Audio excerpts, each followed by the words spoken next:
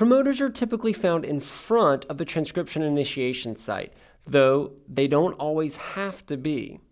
This serves an obvious purpose as a landing platform for all the proteins that come together to initiate transcription at this spot here. Remember, in the cellular world, proteins make the world go round.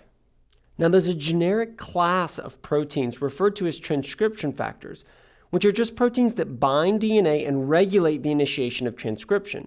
As you can imagine, many of these proteins, many of these transcription factors, essentially bind in this promoter region and physically regulate the initiation of transcription via chemistry. Now, not only can these proteins interact with the DNA at the promoter region, but they interact with each other as well. You can sort of see that depicted here. They're all bound to one another. And through these many interactions, they're able to facilitate the overall outcome for this particular gene. Now, although this is ultimately chemistry, we've become pretty good at representing chemistry with our letter symbols. Let's imagine that one of these transcription factors up here, one of these proteins, is actually binding to a very specific sequence here in the DNA, TGA, CG, TCA.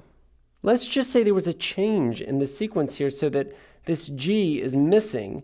There's a small deletion, let's say, and now the sequence reads TGAC, TCA. Do you think this change in the DNA sequence at a promoter region would result in the transcription factor binding more tightly, less tightly, or not at all?